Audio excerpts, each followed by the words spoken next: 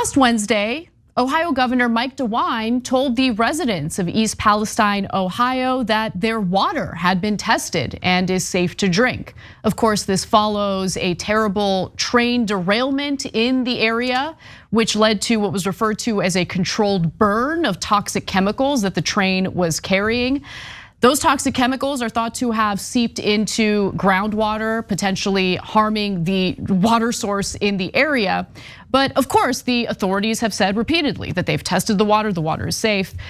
Now we find out, thanks to an investigation by HuffPost, that those tests were actually done by a consulting firm that was on Norfolk Southern's payroll, which is a clear conflict of interest here. And not only that, we're also learning that the samples that they utilized in order to carry out these tests were deeply flawed. So let's give you the details. So the reporting is by Chris D'Angelo. Just want to give him credit for this. Now, Norfolk Southern contracted a company known as AECOM in order to carry out these tests of the water. They sampled water both from municipal water and untreated water from 5 municipal wells for their tests. And here's where the issues come in, okay?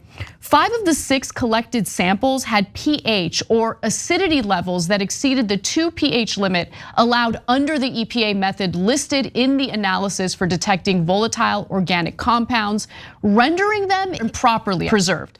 One sample also contained a large air bubble in its vial, while the EPA method requires that the sample bottles should not have any trapped air bubbles when sealed, the report states. Now, some experts have weighed in on this. David Erickson, a hydrogeologist and the founder of Water and Environmental Technologies, an environmental consulting firm in Montana, called the sampling sloppy and amateur. Due to improper sampling protocols, there could have been more contaminants in the sample than what showed on the analytical, Erickson said. Cenk, I do not begrudge anyone for lacking trust toward government statements, local government statements about how safe the water is. I mean, my mind goes back to what happened in Flint, Michigan, when the people of Flint, Michigan were told that their water was safe, even though it was just contaminated with lead. Even Obama pretended to drink a glass of water from Flint during a press conference, and testing indicated that the water was not in fact safe. It had lead in it. And so, look, the way that they did the testing here is a huge problem. And again, I think that the people of East Palestine should be incredibly careful. So the theme of this segment will be similar to you guys. It's corporate Republicans and Democrats protecting corporations, which is what they always do. So why would you, and by the way, oftentimes corporate media going along with it, of course. So why would you humor these guys and go, oh yeah, why don't you hire your own amateur testers and have them test the water and go, oh, the water that you might have contaminated, you tell us is perfectly fine in order to avoid lawsuits. Okay, that sounds pretty, come on guys. Don't you know anything about business? Of course you're gonna try to avoid liability. They're facing tons and tons of liability from civil lawsuits. Right, exactly. There's no chance, there's a 0% chance that they would have hired a firm that said the water was contaminated and toxic and that they were at fault. Anyone who knows business knows that. Come on. So what do they're both the DeWine, the Republican, corporate Republican, and Joe Biden and Pete Buttigieg, the corporate Democrats do? They're in a giant cover your ass operation, not even for anything they did wrong, although you could argue that and we will, but for what the company did wrong. 1000%. Because all the beloved companies must be protected at all costs. And guys, get a load of this, okay? So Norfolk Southern was asked to comment about the, this revelation that the water samples were not properly, gathered and tested. And so in response to that, the rail company stated that AECOM ran a second test. They did. They ran a second test with samples that did comply with EPA standards, but the test was not recorded correctly. Oh, yeah, Oops. golly gee. I mean, okay. Unbelievable. So by the way, an expert called them amateurs. That's why I use that word. But I don't care if they're the most professional company in the world. I don't test these things for a living. I'm not positive. You can't have the guy responsible for the accident test the water. Exactly. There's no way in the world they wouldn't be obsessed with liability litigation costs. There's no way, no corporate executive in their right mind would hire a company and have them say it's your fault and you owe people hundreds of millions of dollars. This is what I'm talking about, the fiction that corporations have your best interest in mind. It's absurd. It really is. Now, I should also note that the Columbiana County General Health District also sampled and tested water around East Palestine. They're saying that their tests ended up matching AECOM's results, but they also told HuffPost that they only got the results of their tests back until after DeWine had announced that the water was in fact safe. But look, we should also judge with our own eyes. The authorities may agree that the water is safe, but it's hard to take their word for it when the creek looks like this. Okay, so there's the creek. It does not typically look like that according to residents in the area. The Ohio State EPA has stated that they're still testing the water tests are ongoing, and if they find that the water, the iridescent water is contaminated, then they'll let the people of East Palestine know. For now, from what I've read, the residents in the area are not taking the official's word for, at face value. They're using bottled water. Some of the residents who have showered using the water have developed some rashes. Some are complaining about headaches.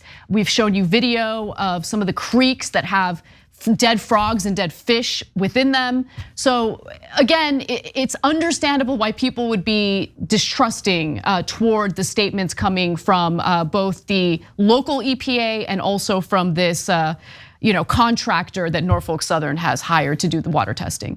And the Biden administration, which has generally been full of crap on this, and which we're gonna get to in a second. Look, I've read that it's possible with these chemicals that you could have the nausea, the headaches, the dizziness, etc., but not have it be long-term negative health consequences. I hope so. Is that for sure? No, it's definitely not for sure. Is the water contaminated? Well, obviously it is. We've seen all the dead fish. But yet, corporate media, corporate politicians, they say, no, don't believe your lying eyes. And why have we eroded faith in our government and in our systems and in our institutions? Because they never represent us. So now it's so bad that I vote Democratic, but a Democratic administration tells me that the water is fine. I don't believe them. I don't believe them at all. I believe Buttigieg has not regulated them 1%. It looks like he would regulate them only under, like, you can't get him to do it. Well, now he pretends he's gonna urge. There's a lot of urging coming. So this is a headline, literally, this is the headline coming from Reuters. Buttigieg urges US railroads to boost safety, not oppose reforms. Who's in charge here? What do you mean you're urging them to improve their safety protocols? You have the ability to regulate them and force them to beef up their safety. Are you gonna do it? So let's talk about that a little bit. Now, Buttigieg, of course, has been getting a lot of backlash from people who are actually paying attention and wanting to hold government officials accountable for their unwillingness to hold rail companies accountable and regulate rail companies. Now this is what we're finding. So the White House announced this last week on Friday. The Department of Transportation is working on numerous fronts to improve rail safety, including managing over $4 billion in discretionary grant programs designed to improve rail safety and eliminate at-grade rail crossings. Department of Transportation is also working on rulemaking to improve rail safety, including proposing a rule that would require a minimum of a 2-person train crew size for safety reasons, a major priority for rail workers. Also, the Department of Transportation is developing a notice of proposed rulemaking that will require railroads to provide real-time information on the contents of tank cars to authorized emergency response officials responding to or investigating an incident involving the transportation of hazardous materials by rail. Yeah, okay. What are you guys gonna do in regard to improving or updating the train's braking system? That's point number one. What are you gonna do to reclassify some of the toxic chemicals that are not considered toxic enough, I guess, to have the beefed up safety protocols during transportation? I mean, there's a lot here that they're not talking about, and it's concerning to say the least because it makes me think they're just issuing a statement to make it appear as though they're gonna regulate. But once everyone's focused on a different story, once everyone's moved on, they're gonna move on. That's what I'm concerned about here. The number one reason establishment Democrats and the elites love Buttigieg is because they think he's really smart. Oh, it turns them on so much. He went to Harvard. He learned Norwegian just to read a book. No, he didn't. That's such an obvious lie. Jesus Christ, guys. But okay, I want to ask them, do you really think Pete Buttigieg is this dumb? I'm going to get to why in a second. Okay, so he says, and I'm going to quote from a different article than Anna. Reuters explains he would call on major railroads to improve safety. Oh, he's calling on them to do it. Wow, I'm sure they'll take the call. Okay, he says they also explain he would also urge Congress to raise the cap on fines, etc. Oh, he's urging Congress. There's a lot of urging going on. They say Buttigieg said he would soon outline specific safety improvements that they should take. Okay, I can go like literally a whole article. I don't want to take up the whole show. Is should, could, maybe, considering, thinking about, deeply ruminating. Come on, I mean, it's ridiculous. So guys, okay, so this is my question to the establishment Democrats who think he's such a genius. Do you think corporations work that way? They also said that he did a strongly worded letter to them. Yeah. That they go, hey, you know, this provision could cost me $28 million, which by the way I should pay because I make billions and this is safety precautions so people in Ohio don't die, etc. But it's gonna cost me $28 million. On the other hand, I've been urged by the Department of Transportation to do that. Listen. Come on, really? Is Buttigieg that stupid that he thinks corporations are human beings and if he urges them that they'll do the right thing? Please don't tell me you're that stupid, okay? And by the way, that applies to everyone in media. Yes, they are. They're definitely that dumb. Norfolk Southern spent $1.8 million on lobbying in 2022 alone. Just on the 2022 midterm elections, they spent $1.8 million on lobbying. Do you think they did that out of the kindness of their own hearts? They just wanted to do charity for politicians? Or did it have to do with the fact that they do not want to be regulated, which is why when it comes to political affiliation, they don't really discriminate. Democrat, Republican, they don't care. They give and they give generously to prevent these politicians from regulating them.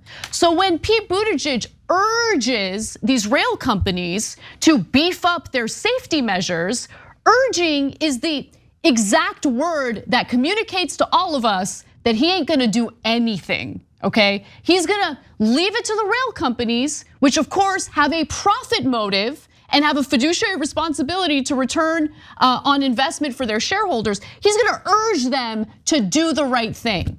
For corporations, the only thing they are built to do is to increase profits. And safety measures cuts into those profits. That's the way it works. Buttigieg knows it. He's actually not stupid.